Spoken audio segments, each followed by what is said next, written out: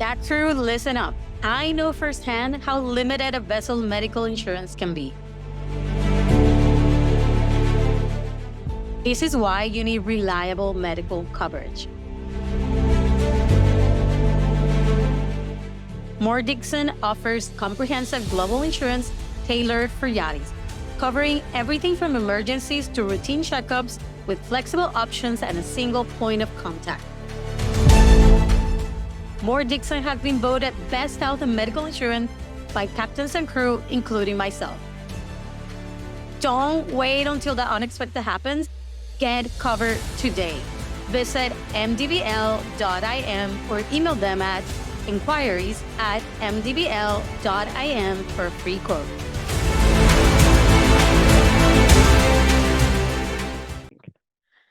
Today, we are diving into a crucial topic for anyone working at sea, and that is medical insurance for seafarers. As a maritime professional, navigating the complexities of health coverage can feel as daunting as rough seas. And in this episode, we'll break down the key aspects of medical insurance tailored specifically for those who work on yachts. We'll discuss what to look for in a policy, how to ensure you're adequately covered while on board and offshore, and the unique challenges we as seafarers face regarding healthcare. Joining us as I speak is expert Melanie Langley. Hopefully I'm saying your last name right. Yeah, absolutely. An insurance broker from Moore Dixon. And she will equip us with the knowledge to make informed decisions about your health and well-being on the high seas. Welcome, Melanie, to the show. Thank you very much. It's a pleasure. So let's start with the basics. What is insurance? Insurance is a contract. We call it an insurance policy, in which we set a sum of money, which is what we call the premium. And for this, you receive financial protection or reimbursement against any losses from the insurance company. These potential losses are set out in a policy contract. And who is in charge of supplying insurance when we are on board, working as yacht crew? Is it us or is it the employer, the management company? Like, who's meant to supply us with insurance? And do they even have to supply us with insurance? Well, exactly. So this is generally the boss of the yacht, or the employer is the person that would actually buy the owner would buy the insurance, and that's with the help of the management company normally, and normally the captain. But then the actual logistics of supplying you with your insurance, so who you need to speak to, when you need to speak to them, that's generally either the captain, the purser, or chief stewardess would actually do all of that. I've had a real combination of people that actually are involved in the insurance side of stuff. Okay, and I see more often now that a lot of vessels are supplying some sort of medical insurance, but there's still a lot that are not. And I think, I might be mistaken, but does this have to do with flag states and like what MLC and what non-MLC flag states decide? Like, how does this, who decides, or what's the regulation, let's say, if there's any, around insurance on board, medical insurance? Yeah, medical insurance. So basically, we have something called the MLC 2006, which still, I think it's August 2024, 104 countries have ratified. Right. It's all the major ones that we would expect to find, apart from the US. So the US are not ratified, and they do not have to supply medical insurance to their crew. They have something called the Jones Act, which is the legislation in America, and is for employees to protect them.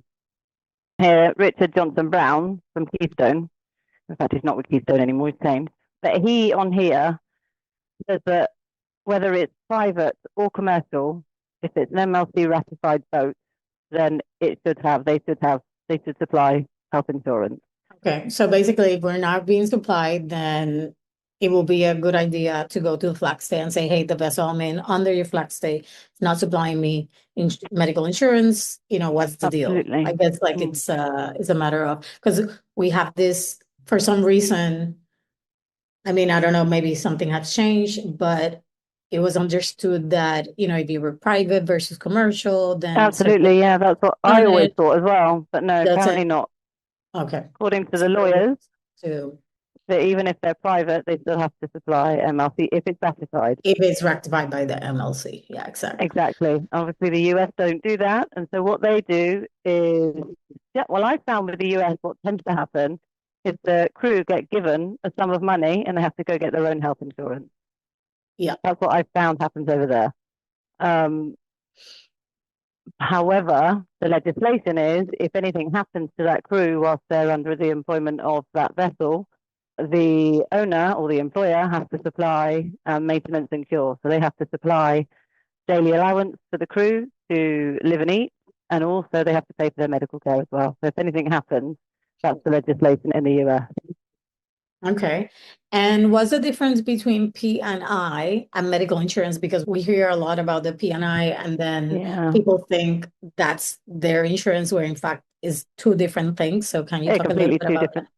Yeah, it's two completely different things. So the P&I, most yachts will, well, all yachts have, it's the protection and indemnity.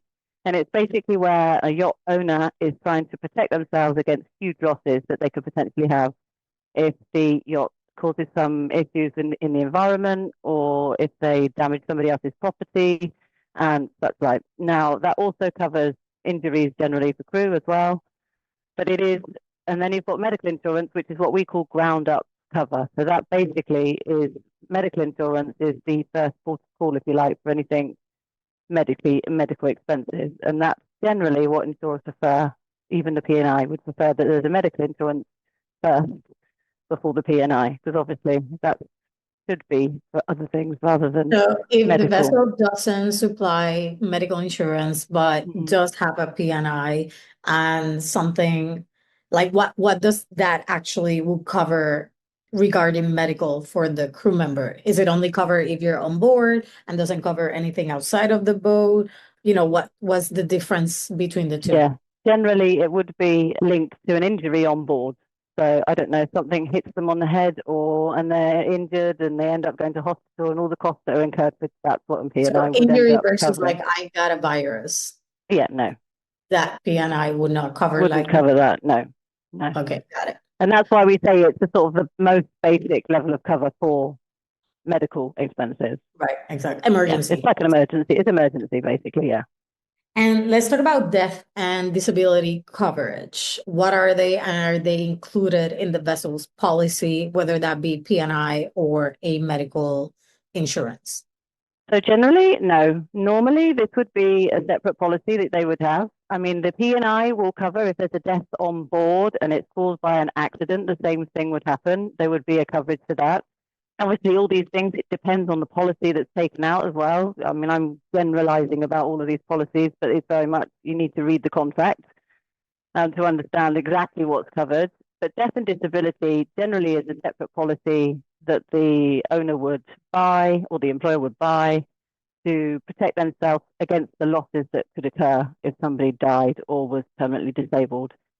You can get salary protection policies as well. So these are really important because if you think about losing your salary, both as a permanent disability, death, or even if it's a temporary one as well. So there's policies out there for seafarers where they can protect themselves and their So salary. the death and disability policies are separate from your medical insurance policy Absolutely. and Yeah. separate from the P&I because the P&I would only cover, let's say, an emergency where you had An an injury. Yeah. accident and then you Yeah. died from it. That's Yeah. and then if that does happen, what does it actually would actually cover? Like a PN, like a regular PNI, the one that most boats have.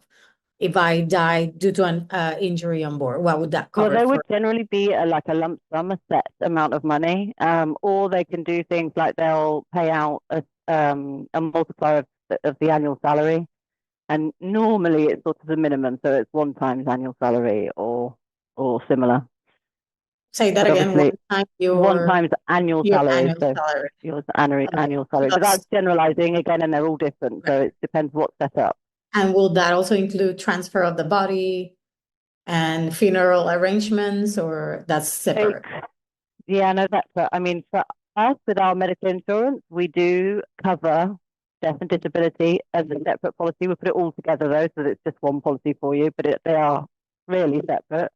Yeah. And part of the medical expenses that we have is we have funeral costs included. We also have repatriation of mortal remains if anything happens, and But such that like. wouldn't be generally included on a P&I. P&I, not normally, no. Okay, so this is why people you have to read the policy Mhm. because everything's fine until it isn't.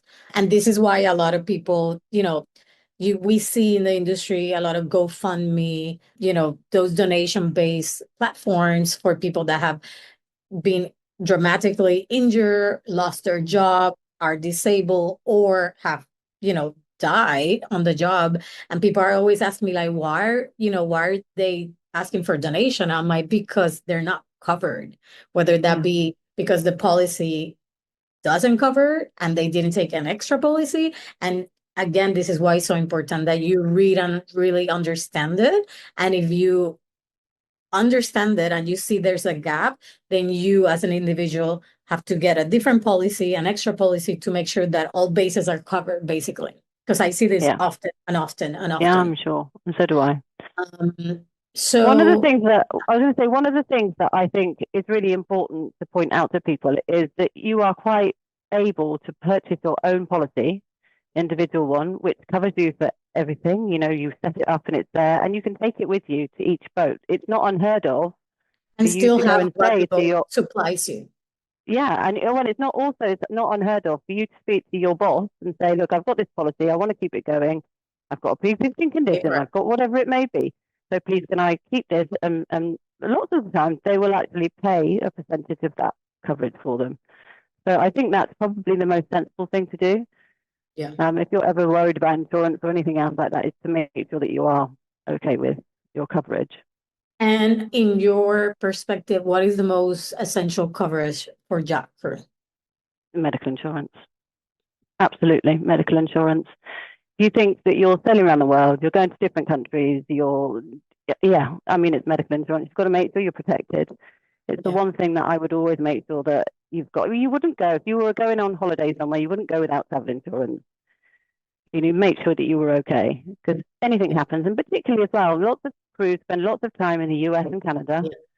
And So honestly, expensive. some of the bills that I see as a broker, the eye-watering, it's something that I wouldn't, and I've heard so many things, people have gone to the hospital, they've got these bills and they see them and they don't know what to do with themselves. And I know a lot of people that have left without paying as well because they can't pay them. Yeah, Yeah, totally. no, I it's a mean, scary, scary place you for go things to like the that. hospital for a day and it's like $30,000, $50,000. It's insane, My absolutely friend went to the insane. hospital because she's from Argentina, was in a job doing day work, obviously not covered by a medical insurance on board. And they were actually doing provisioning in Miami, and she had a seizure.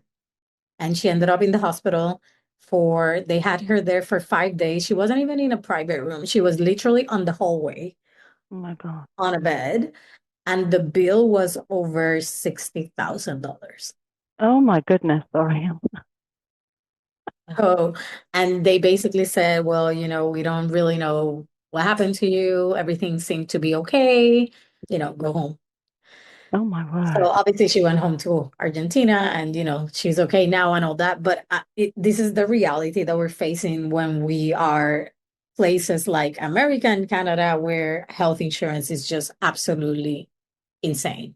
It Yeah, is. the medical system, it's not the norm for a lot of people that work on yachts, that come from the European countries and other countries where it's more, I think it's changing where though, it's I have to affordable. say. I think it's changing. I saw a bill recently, 15,000 euros for an operation, which is unheard of in Europe. Mm. We don't get, and I couldn't believe it. Sure. What? So let's dig a little bit deeper into medical Mm. insurance policies and coverage. So, what medical services and treatments are usually covered under the vessel policy?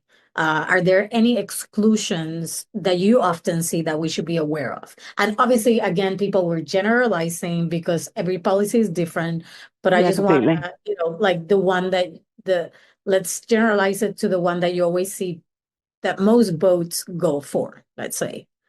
Okay. Well, always medical emergency will be covered. So in a medical emergency, that is the basis of insurance. And that's what would generally be covered for all of the policies that you would see. Things that you will probably find weird that aren't covered, things like STDs, they're not covered. Yeah, generally. I mean, there might be some policies out there that are, but generally they're not.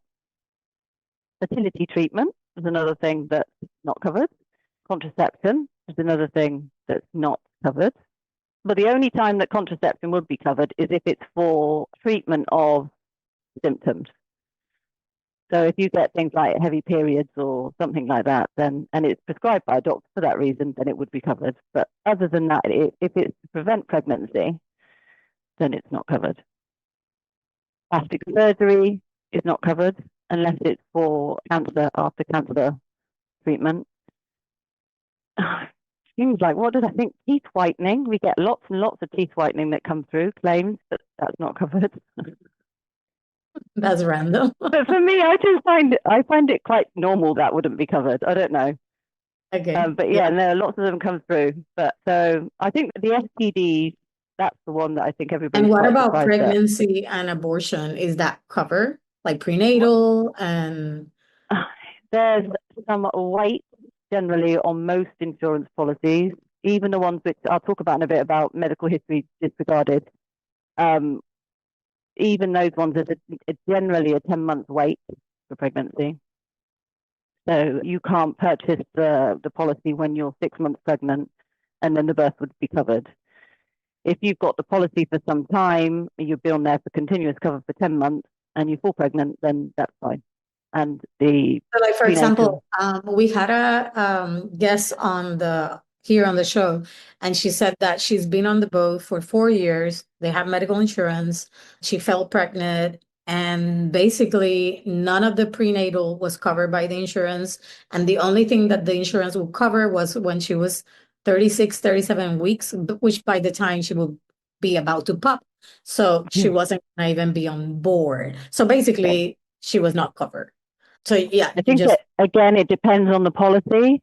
I have seen some different ranges in the limits of maternity and prenatal and all that sort of stuff and pregnancy.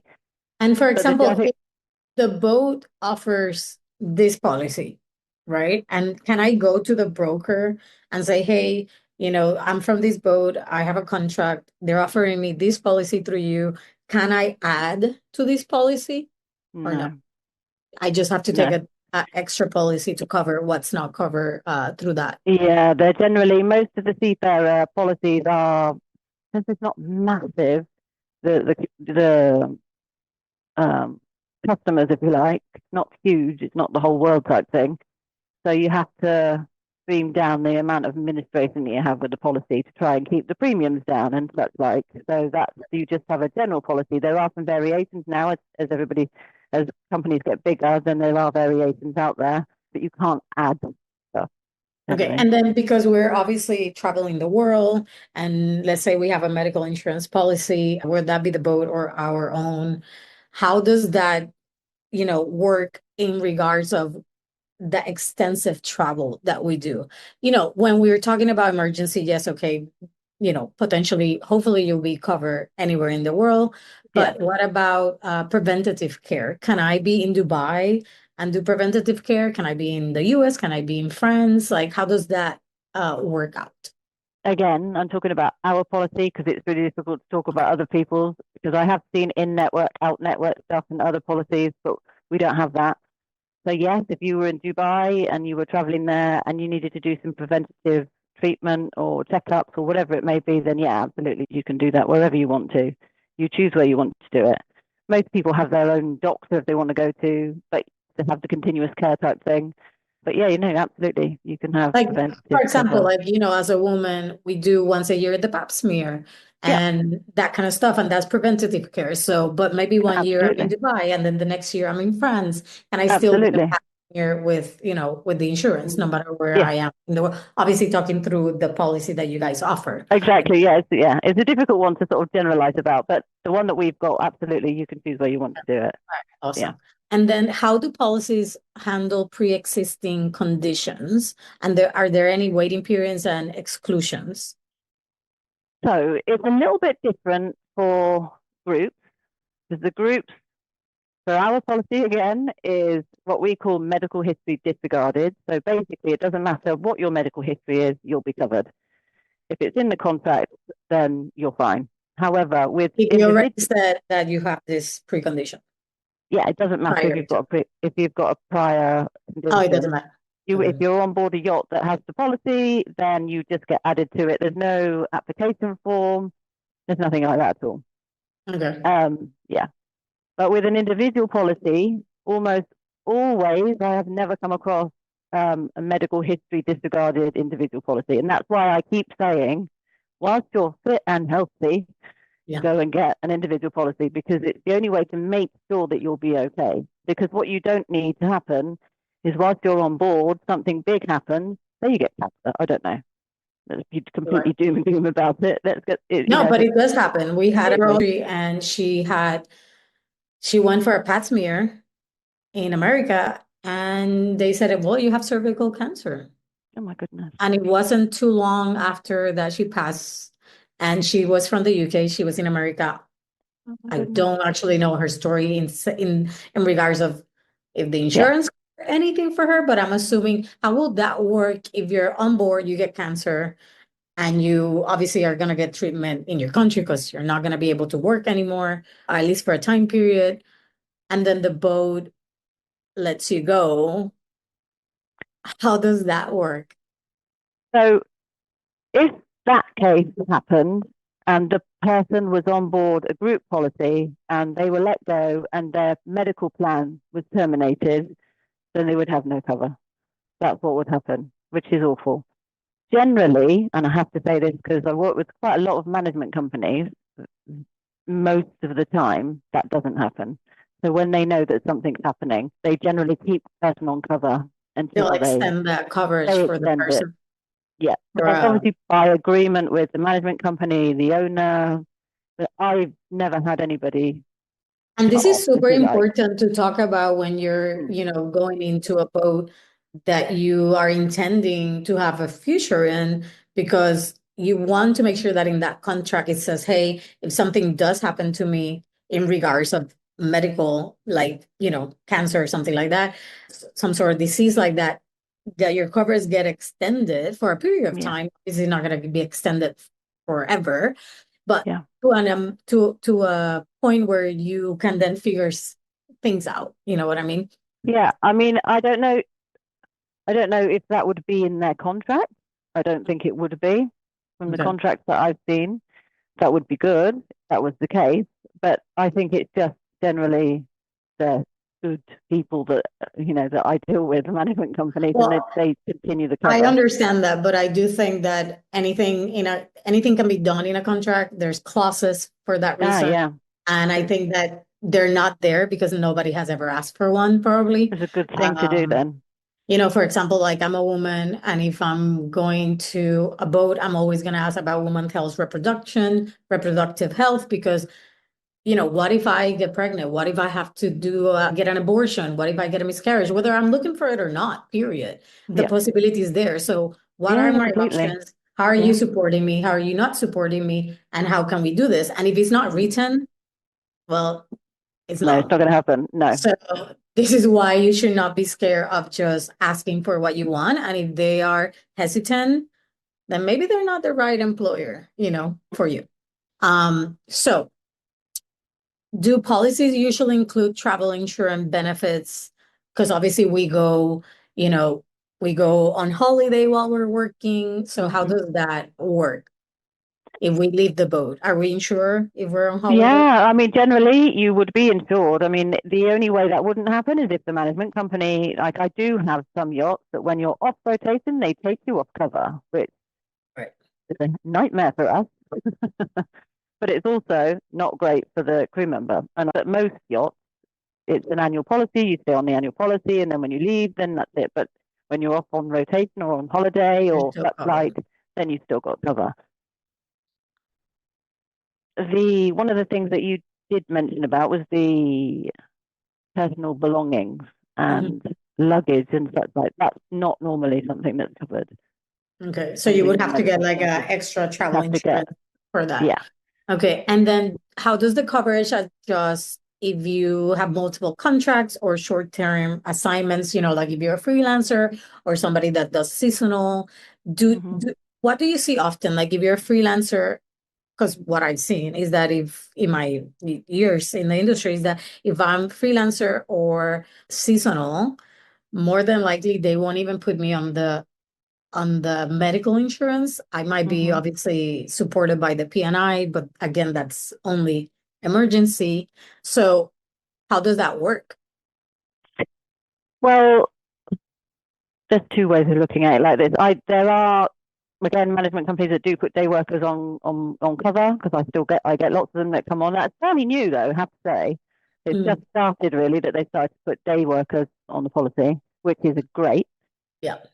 It's really good. However, I've got lots and lots of freelance. I've got lots of delivery captains. I've got all sorts of variations in the industry, and most of those types of people, freelance and people that day work, and most of them have their own policy, and that's really the only way I that highly know. that you're covered. Because you've got gaps. Even if you day work and they put you on the policy, and then you day work somewhere else and they put you on the policy, you're still going to have a gap, and that gap needs to be covered, because it's absolutely God's law, as we say over here, that it's going to land in the middle when you've got no cover. Absolutely. Whatever it may be. And we work in an industry which is very dangerous and hazardous. Specifically, if you're like in the engine room and you're on the deck, like doing, even in the interior, there's a lot of things that can go wrong very quickly. But specifically when you're doing like anchor and like, dealing with tonnage that's you beyond your capability and lines and all that stuff. Are there any exclusions related to hazardous activities or environments that are typically encountered at sea that the policy will not cover usually? Standard things that they will not cover, well, I say they will not cover, is racing in any form. So sailing is also one of the ones that they exclude, which you'll think, what? But what happens is with the sailing, they won't cover it for the annual policy. So if you are in a race, then you need to get in touch with your broker, let them know what race you're in, how long it's going to be, how much training, and what they'll do is they'll have a fixed period where they will cover you for that race, and they charge you extra money for that as well, obviously, because it's a higher risk. Yeah. Things like motorbike racing, horse racing, those sorts of things, standard stuff that are in the medical policy are excluded. So it is definitely worth looking at what the exclusions are. And if you do any weird and wonderful sports, it's also very much worth asking your broker about whether or not there's any coverage for it. Because most of the time, now there's fairly specific, but every year there's a new water sport. So sometimes we have to put these cases together to actually present to the insurer and say, okay, this is safe, this person is trained, and they will cover it then. So, but like scuba diving, jet skiing, is that all covered under regular policies? It would normally, again, generalizing about policies, but normally it would be, again, you would need to be with a professional, you would need to have qualifications, particularly. I think it's 30 meters, then you need to get some, you need to let people know. But I think that people that do that sort of stuff generally know that insurance needs to be checked before they do it. Yeah. Okay. Because now more and more boats are offering like all these water sports and no. Sometimes they come through and like, what's that? Like for example, now on bigger boats that we have a lot more of those. There's a lot of extra skills, right, that crew member usually have. So like if you're a masseuse on board, is there a specific coverage that you have to have? For example, like you break your wrist, doing a massage. Would that be covered by a regular medical policy? Or should you, if you're doing an extra duty from the regular one, should you also be thinking about a potential extra policy on? I think that if you are general yacht crew, even though you have specific like masseuse or whatever, then you would still be covered and it would be absolutely fine. I don't think that would be. Sometimes I think we've had dive instructors, for example, they're the ones that generally we would need to be advised about first, because we would have to go through, check all the qualifications first to make sure that they're listed as dive instructors. Right. Yeah, because it's a Okay. professional, you see, so. Um, so can the policy be customized to fit particular needs, uh, and cover higher limits like of coverage in certain areas? Like, for example, if I'm in the US, can I get a policy that covers me more than if potentially I'm in Europe? Because obviously there's a big uh, Yeah. So, difference in medical health payments. yeah. Generally, the one that we do is we have including the USA or excluding the USA, and that's purely to reflect the premium because we know that the US premium is a lot higher. So that's the only thing that we as a company would do. However, I do know that other companies do offer add-ons, so you can have extra cover or less cover, but we don't do that. Okay, so that's really interesting. So if you're only focusing on working on the Med and you don't want to be covering the US, then you can Yeah, definitely say, hey, I don't want the US coverage, which obviously yeah, your premium would go down quite a bit. yeah, So that's absolutely. amazing. And then talking about, the policies that you guys offer, I'm kind of wondering if it's the same as the ones that I have previously had on board, where is always you pay up front and then like a reimbursement, basically. You Yeah, always pay yeah. and then is a reimbursement. And is it general that $500 it's the what you have to first pay to start getting Deductible. reimbursed, the deductible? Is that like a normal rate No. in America? So, $500, something like a visit to the doctor. but yeah, no, there's all sorts of variations out there I about mean, I'm not kidding. deductible. I fell down. They took me to the hospital, like the public hospital in the US in Fort Lauderdale, just to check, do Mm. X-rays. they checked and they say, no, you're fine. Like just take, Tylenol or something. And before I left the hospital, I had to pay $500 cash for that Yeah. visit. And then they send me a bill for like $2,000. I was like, What? thankfully the boat paid for it because we Yeah. did insurance through the boat, but the boat decided, to maybe that was the PNI, right? Because it happened on board. Maybe. Yeah. PNI kicking in or something. But yeah, Yeah. that It's a was bit of like a, a oh wake my up word, call what? for me. Yeah, because I was quite young when that happened. I was like in my 20s. So I Yeah. was just like, oh my God, this is insane. So what happens, I think, in the US is you find sometimes they will make you pay a deposit. So there's a sum of money, maybe it's $500 that you put towards the treatment, and then they bill you separately afterwards. Because I know lots Mhm. of Yeah, people they when do. they're trying to get claim and stuff, they don't get the invoice through for ages. So They do.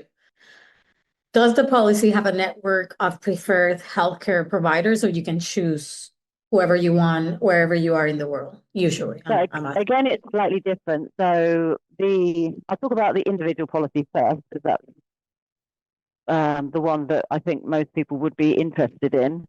Is this one is a pay and reimburse policy. So you pay upfront and then you get reimbursed for outpatient treatment. And that basically outpatient treatment is when you're going to the hospital to get checked for whatever it may be, and then you're leaving. You're not staying overnight. Inpatient treatment is slightly different. So basically, you go along to the hospital, they say, no, you're going to have to stay. And this is where you would then contact the 24/7 assistance company. They would then set up direct billing with the hospital. And then you don't have to do any pay and reimbursement. With the group policies that we have, that still applies for what we call the Super Yacht Crew Plan, our standard plan. But then we have now, because of the sort of outcry about networks and stuff, we now have the Elite Plan, which has this network with United Healthcare in the US. And basically, you don't pay for anything then, even outpatient. It's literally all done So via we do United have to Healthcare. go to their providers. You would have to, you don't have to. No, you don't have to. Well, if you don't want to pay, If you don't want to pay, then you have to do it that way because because I had United they in have one to of have the network in there to be able to do the direct I payment. was in Miami and I had to go all the way up to West Palm to not have to Oh pay no. because that was the closest provider Yeah. in their network. So Yeah, I think sounds it really depends on the good network as well. Yeah. until you start looking into it. Well, this is the Um, thing, isn't it? Yeah, I mean, you can go where you want, but if you want them to pay directly, they need to Yeah. have, the capability to be able to do that. So yeah. Yeah. Okay. And then how long does coverage usually last? And can it be extended if needed? And then can you get insured at any time, or is it a specific time where you can get insured and then, wait until it happens again, the Yeah. cycle? How does that work? So all policies are the contracted for a year, 12 months, and you can join up whenever you want to. Doesn't matter. Any day of the month is absolutely fine. So yeah, so it's a fairly simple process. For an individual, there's an application form that you need to fill in, and this is what I was talking a bit about earlier on about medical history disregarded. With an individual policy, it isn't medical history disregarded. So on that in application form, there's some questions that they ask about your health. Some of them, I'm going to read some of them out for you because I think it's interesting for them to actually understand a little about what they're going to ask you about. So there's 4 questions on our form, which one is, has any person named in this been admitted to hospital or nursing home or had any medical tests done in the last 12 months? And then there's, have they seen a specialist? Have they had any tests done? So basically what they're trying to figure out is if there's anything that's ongoing, that you have been to a doctor or a specialist and you've got an inkling that something's going to happen and that's why you're looking for medical insurance. Right. If that happens, what they'll ask for is for any report, and then what they'll do is they'll look at the history and then they'll make a decision about whether or not they would offer cover. Sometimes they will exclude whatever it is, and then sometimes they'll cover it, but they'll load the premium, so they'll charge a bit more to cover that, whatever it may be. So that's for the individual plan. That doesn't happen for Okay. the group And one. then talking about the individual plan, can you pause your plan? Can you?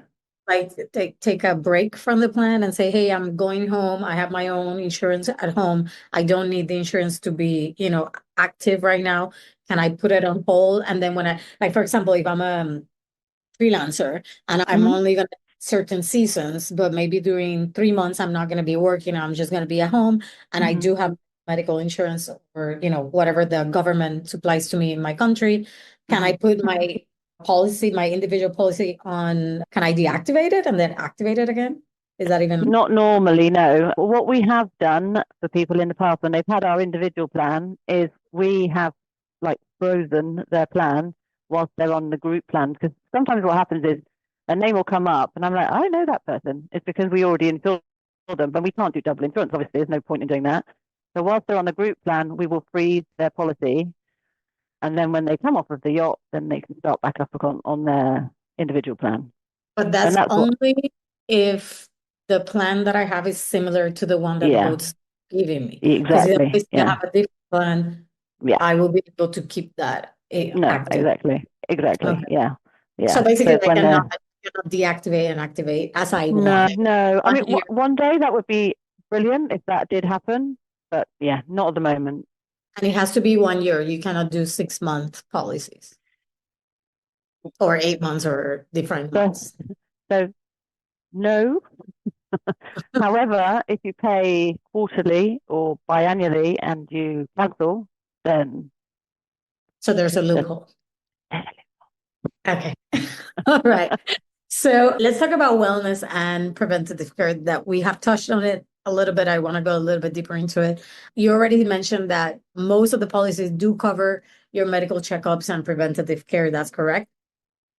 And then, most of them do, but the limits are a lot lower on some of them. I was literally in the States not long ago talking to a management company, and they were horrified. They went to see a boat and they were on board and they were sort of saying about one of the policies that they were dealing with. And one of the girls had been for a pap smear and she said, oh, it cost, I don't know how much it was. So I want to reclaim it. And they're like, oh, okay. Which only had $200 per year. All of the preventative stuff that they were $200. for no matter what you Everything. do, everything. Yeah, So if it's obviously, preventative, that's all what's it like is. 1,000, you're Yeah, out immediately from exactly. any other preventative care. Um, Exactly. So okay, yeah, so so there's this a is why it's so huge important difference. to read the policy, not when things go wrong, but before you even get Yeah. on it. Oh yeah, Um, completely. so what about mental health services? Are they included in most coverage? And if so, what are the types of treatments that are covered? So again, generalizing, most will have some some mental treatment, some Like, could I visit a psychologist or a psychiatrist? absolutely. So psychologist, psychiatrist, therapy as well. So if you need Right, counseling, counseling. yeah, Yeah. because it's really important that if you're going to see a psychologist, they're generally medically qualified. However, a counselor or a therapist isn't always necessary medically, so they're not a doctor. Yeah. So you have to be really careful that you make sure if you're going to go and get some therapy or counseling, that you go to your doctor first, you get them to refer you, To a and counselor. then it will be covered. Yeah. And then it would be covered. If you go directly, which lots of people do because all the online consultations that you can do now, Yeah, they go exactly. directly, and then that's not covered because they've not been referred. So they need to make sure they go to the doctor first, tell the doctor what it is, and just ask them, say, could you please refer me for counselling? All you need is a letter, and then you can go ahead and get your treatment, and then you're covered. But if you do it the other way around, you wouldn't be covered that way. So I've had lots of people come across with That's that, and it's only because it's a little bit deregulated, the whole counselling therapy situation. yeah, totally. So the That's really psychologist good absolutely is information fine. because Yeah. that's really to know that you can go. And when you say go to a doctor, that could be like any medical provider, like you Anybody, yeah, say, absolutely. The online doctors that you can go and see now, absolutely just fine. do a referral so I can see a counselor, and then Yeah. that will be covered by your. It's basically the insurer covering their backs as well because it's not regulated as such and making sure that you're getting the right treatment that you need. You know, a doctor is the person that's qualified to oversee all of that treatment. So that's fine. Okay. And do they go into like who is the counselor, and then there's some sort of limitations around that, or whoever you choose, as long as you have a referral, should be covered? Yeah, absolutely. I can't see that being an issue. I mean, Doesn't matter where again, they are in the world, generalizing. if it's online, if it's in person, it should. No, online is good. I mean, we all understand if it's a specialist seafarer policy that, you know, it's not always easy Mhm, mhm. to to see people. So online is good, you know, and it's easily accessible for everybody. If you've got Wi-Fi, then you'll be able to do it. So This yeah. is great. So, what specific, now let's talk a little bit about women's health. What are the specific women's health services in Seafarers policy that are covered, and what are the ones that are usually not covered? So as I said before, your general pap smears and such like, they will always, I would expect them to be covered under a policy. But that generally, Like if your mammography as limit's well, only 200, if that's how you pardon? say it. The mammography, is that how you say it in English? Is that also covered? I think I'm just trying to think. Again, it is very policy specific, and you probably need to check because it's when it's advised by a doctor generally. So there's Mm, specific guidelines about when always those having types of that tests. referral. Yeah, absolutely. It's It's really important sometimes. If obviously if you find a lump or that's different. That's a completely different level of. yeah. And then maternity generally you would have. Again, it's very much depends on the policy. I've seen all sorts of So coverage it's for it's really maternity. interesting because I'm assuming that you're obviously in your policies maternity is covered in some sort of way, because the ones that I have called in the US for seafarers medical insurance like Geo Yeah. Blue Mm. and the most well-known The well-known ones, yeah. MGH or MHC, MGI or whatever. MHC, yeah. They have all told me that pregnancy, like maternity and abortion, are not covered. Okay. And I was like, okay, well, that's a big F you in the face. Thank you very much. Yeah. Um, Yeah. but how's your, the policy that you guys offer, how do you guys handle specifically like miscarriages and maternity?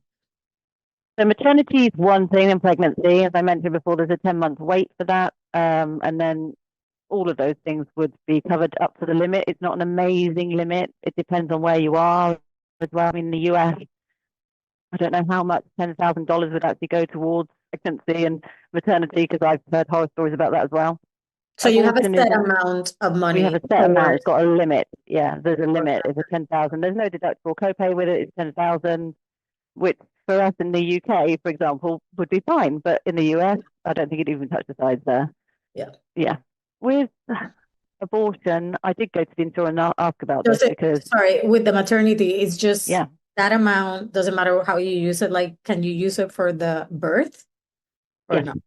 yeah, Okay. As long as obviously when you leave the boat, they extend that coverage for you. exactly. Right? Yeah, 'Cause if they exactly. cut Yeah, you out. yeah. Okay. So that's the maternity care. So that's basically everything towards pregnancy. So if you're And that on the includes policy, miscarriage as well. If you're yeah, if pregnant, you have a miscarriage, absolutely. that's included Yeah, in that bundle, yeah, let's say. yeah. Well, I am just trying to think. No, I think miscarriage wouldn't be included in that bundle. It would be just come under Separately. medical emergency. Yeah, I think that would be Okay. And covered. what about abortion? See, this is the one I went to the insurer to ask about because I was really not sure about it. Abortion, if it is medically required, then yes, it would be covered. But if it's not medically required, then it's not covered at all. So Even in the again, getting horrific, a referral. yeah, even in the horrific case of rape, it's not either, which I was, yeah. Okay. As long So as I you went, have a medical provider saying that you need it in writing, then it will yeah. cover you. If that's I'd not like there. to think so, but I think it's very much a grey area, which, yeah. So yeah, I'm hoping I never ever come across it. Yeah, yeah. I But if I mean, do, then yeah. because there, we don't want to face it, let's say, but I had a show all about abortion and miscarriage and pregnancy, and it happens a lot more often that we want to admit. Know about, yeah. It does happen, and people don't talk about it because they don't want to be, they don't want to lose their job. They're afraid of that and afraid of all sorts of things. So obviously, then they end up covering that themselves. Mm, But then there's boats. Like I had one girl who said she was in French Polynesia, and it was a bigger boat. It wasn't like a small boat. And she didn't realize she was pregnant until she arrived there. okay. She told the captain, like, hey, I just realized, like, I'm pregnant. I don't want to have the baby. And actually, the boat covered for it. I don't know if the Oh, policy did or if the boat actually supported her financially in that way. that's brilliant. They allowed her to go home, do her thing, come back. Come back. So what I'm saying, like, it's like you said, it's a gray area. It's not black and white. There's really No. good boats, really good people Yeah, with good values absolutely. or Mm. would support you. And then there's ones that are like, you're just a number. We don't care. Figure it out. So, education is Yeah, key here to advocate for your completely. health. Yeah. So, okay. And obviously, it's very obvious to me that even in the medical insurance world, we do need to kind of update it Yeah, with absolutely. And it's always changing. That's the thing. Things change all the time. menopause and perimenopause medical support. Is that supported by, like, if I need to get hormones and stuff like that, is Yeah. that supported by the medical Yes. insurance? Yeah. Yes, it Okay. is. So Yeah. great news. Yay. Um, Absolutely. so when is the best time to get insured? When you're fit and healthy and don't have a pre-existing condition, because as I mentioned before, when you've got a pre-existing condition, sometimes it's a bit too late to actually to get coverage. And if you've got something that you just keep going each year, they look after you, you know But that you're covered. even if you have a pre-existing condition, would it be advisable to still, get an insurance? Of course, absolutely. The only thing is, I think sometimes it's difficult Maybe to get an insurance. That's the thing. So if you've got a pre-existing condition, you absolutely try. As I said, it's not always black and white about pre-existing conditions. It depends what it is. It depends on the severity. Sometimes they will load it, so they'll add money onto the premium to cover you, but they'll still cover you. yeah. So yeah, no, it's definitely worth. I do want to say that even though we're, obviously we believe that medical insurance is like the number one thing that you should have on board, I really believe that is right there along with disability, because a lot of the times the medical issue that you have will basically intertwine Yeah, with not being able absolutely. to work. Yeah, yeah, Let's say you break your arm or your leg or whatever, and you have to take a time frame of not, of healing, and then you're not making money, and then that disability could kick in for you. And then you can absolutely. say, okay, I'm done, I can go back. or maybe you do have a big disability where you won't be able to ever come back to No. yachts. At least you can have some sort of income for the next 5, 10 years, depending on your policy or whatever. So I think this is one, like, we're more open to getting a medical insurance, let's say, Yeah. and less open to get a disability. And I Yeah. think that it's huge to have a disability insurance, Yeah. specifically because you usually rely only on that one income when you're on board. And if you Yeah. can't have that income, then what are you gonna live with? Mm. Hmm. So just putting it out there, because it's Yeah, absolutely. many people I see that, oh, well, the boat didn't give me any disability, and now I'm out of work for like a year because I have Yeah. a broken arm or something. Yeah. And then Yeah. they still have to pay for their emergency, I mean, not emergency surgeries and all Mm. sorts of. So, you know, again, Yeah. everything's great till it isn't. And when it isn't, it's Exactly. really Yeah. I mean, so. the boats supply, lots of them, especially the MLC ones, will supply salary protection disability cover, and it's for a limited period according to flag states. Generally, it's 16 weeks that they will cover you for that amount. But there are, and we do individual plans for that as well. So if that's Yeah. something, that you're looking at, then definitely get a quote, because it's worth, even if you just get the accidental bit, which is quite cheap, Yeah. it's worth getting the sickness side And of it. When you cover sickness, that's And expensive, but it's, especially, if you're kind of like moving around seasonally, freelancing, or even if you're a full-time employee, but it happens. You just haven't found the right boat. So you're just yeah, moving around. Like you need to be covered. You have to yeah. be covered. Mm. Specifically if you have family, like Yeah, no, absolutely. Yeah. because a lot of people do have families back home, so Yeah. like I think that's important. And if you get an individual coverage, can you have dependents on it? You can, yeah. No, we do the individual policies. You can add your dependents. So if you've got a husband or a wife, or you've got kids, whatever, then yes, You can also add absolutely, them to we it. can also Okay, add those great. as well. Yeah, And and on the then group plans, we do it as well. So yeah. Okay. That's yeah, really good. Yeah, because the truth is like it's not often that you see crew that lasts 4, 5, 10 years on a boat. Like no, is out there, but it's not the norm. no, So because that's not the norm where you would actually have the insurance, mm, there all the time and supporting you in a way, then absolutely, you really have to take care of yourself and make sure that yeah, you're covered. absolutely, yeah. No matter. So let's talk about how do you get insured. Obviously, we're going to talk about Moore Dixon because you're the expert here, and that's the policy offer. So how do, if I want to, I'm curious, I want to start seeing what you guys offer. How do I go Hmm. about it? You can email me at melanie.langley@mooredixon.com, It'll be or below. or you can visit our website and contact us via the inquiries tab there, and you let us know what it is you're looking for. We'll generally ask you first thing to see if you want US cover or not, and so yeah, and anything like that, just pop an email in or WhatsApp or whatever. What's your advice for those who are thinking, well, I really obviously know that I need insurance, but I think it's expensive. I would just say you need to sort of prioritize your health, because it's so important. The amount of times I've seen people that don't have insurance that come to me afterwards, and I can't do anything then, but I can work on a payment plan, or we'll be flexible as much as we can do. We just want people to make sure that they're covered, because we've seen all these horror stories, like you said about GoFundMe and all this stuff that you get. And you need to get yourself covered. Make sure that you're protected. Make sure you know your policy, first of all, the ones that you get on the boat. And then if you can, then get yourself your own individual policy to make sure that you're covered. And what makes Moore Dixon different from all the others yacht crew insurance available right now?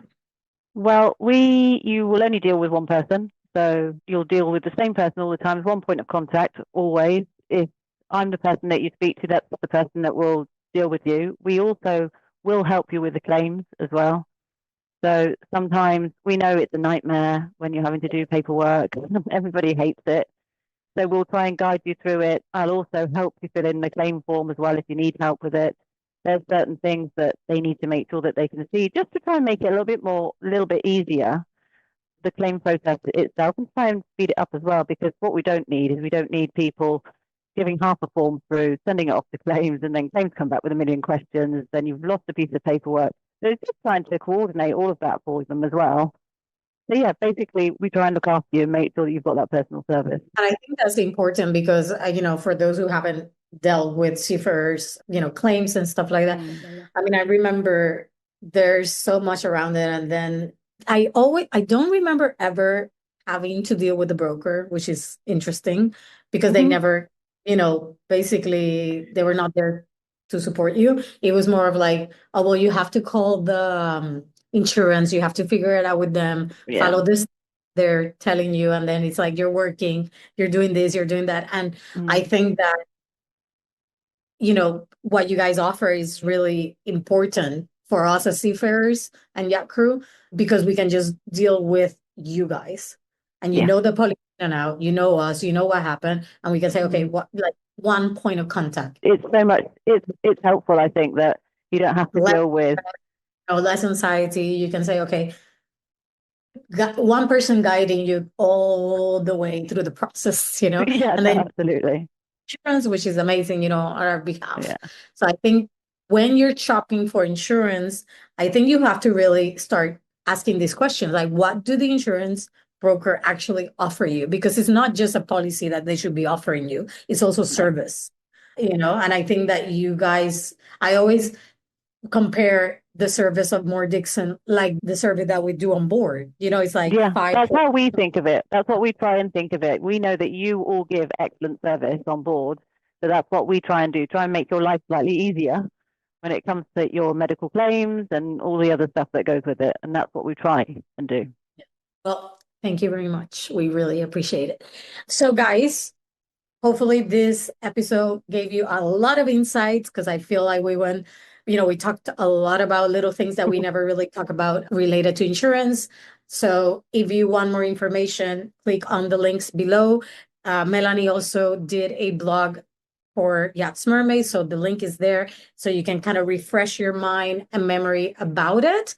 And don't wait until something happens. Get insurance today. It's so important. Specifically, if you are freelancing seasonally, if you have family, you have to. And not only medical, I would highly recommend disability, because you cannot afford not to have an income if something happens to you.